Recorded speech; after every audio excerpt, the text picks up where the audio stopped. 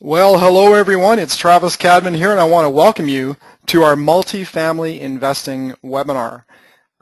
We've got some great information on this webinar today, and I think that our team just did a great job putting it together. And we're going to cover some pretty in-depth information today. We're going to talk about what it takes to invest in multifamily apartment buildings, some things you should be looking for. We're going to talk about some economic trends and some demographics, and we're going to talk about maybe the path that you need to go down to actually invest into multifamily buildings. You know, we feel it's really our job to provide you accurate information with regards to real estate markets and trends, and really provide our members what we feel are the top investment markets today.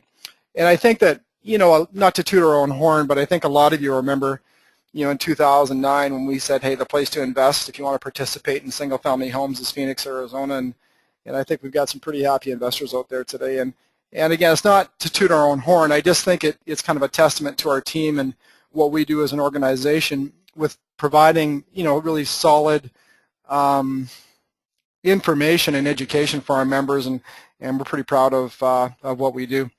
So I think today what I'm going to do is I'm just going to show you exactly how I obtained my own success in real estate, just by really following a simple formula designed by us. It's from the ground up. It's what we use day in, day out. We've been using it for over 30 years, and of course we've tweaked it as time has gone on, but it's what we use, and we're going to share that with you with today.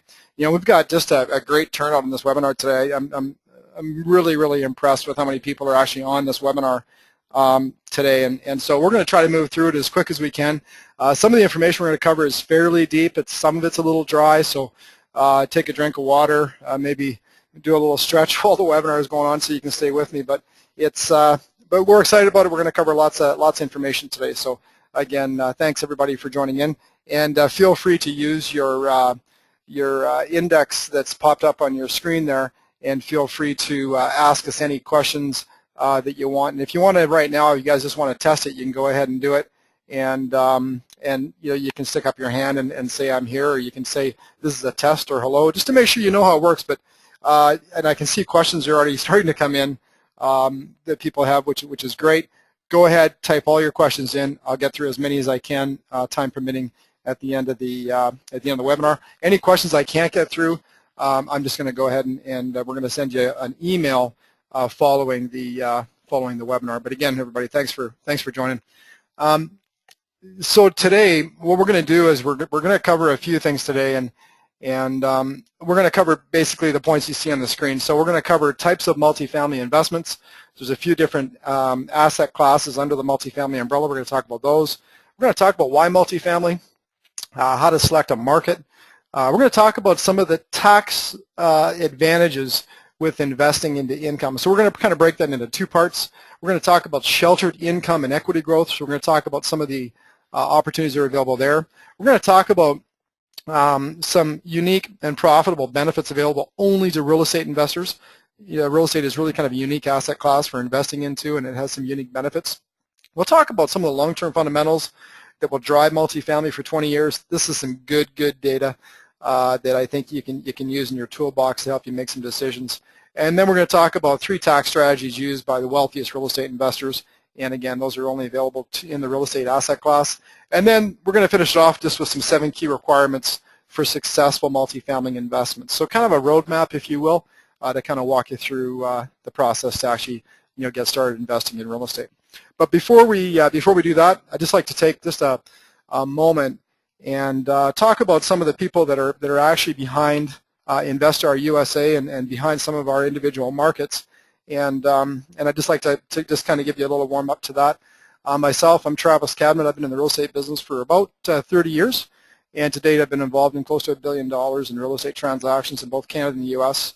You know, my past has taken me into various aspects of the real estate space. I've been involved in land banking, land development, residential construction, both on the single-family and multifamily side, condominium conversions, mortgage investments, and of course distressed asset investments. And we were pretty heavily involved in the Phoenix market from 2009 to 2012, and built up a pretty nice portfolio there.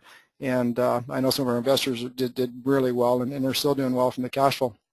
And I think I'd have to say that through all of my career to date, the most fun and reward I've experienced is really with buying and holding both single-family and multifamily properties. And honestly, when you look at the risk versus reward, it's really tough to beat buying well-selected cash-flowing bricks and mortar. And with today's housing metrics, I'm extremely bullish on the U.S. multifamily market. And it's really kind of that sustainable income that I'm looking for, and I get that through, of course, the single-family portfolio I have as well as the multifamily.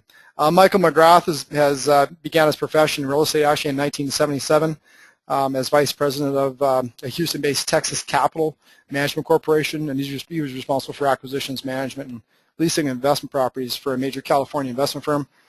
Michael formed Asset Campus Housing to specialize in the operation of student housing and has grown the company to the largest privately owned management company in the nation with over 60,000 units under management. And over the last 28 years, Michael has been involved in the analysis and operations of several $1 billion of real estate investment properties. Ryan McGrath, he works in corporate planning and investment for one of the largest multifamily property management companies in the United States. Prior to his start in the multifamily space, Ryan worked in the investment banking division of Goldman Sachs. And Stephen Mitchell, he oversees our Houston property management operations, which include on-site management, service technicians, marketing, investor reporting, and strategic planning. And over Stephen's career, he has participated in sourcing and financing disposition of real estate transactions in excess of $8.5 billion.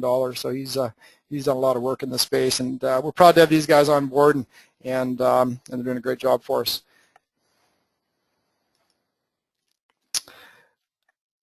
Investor USA, we've been involved in real estate for many, many years, both in Canada and in the U.S.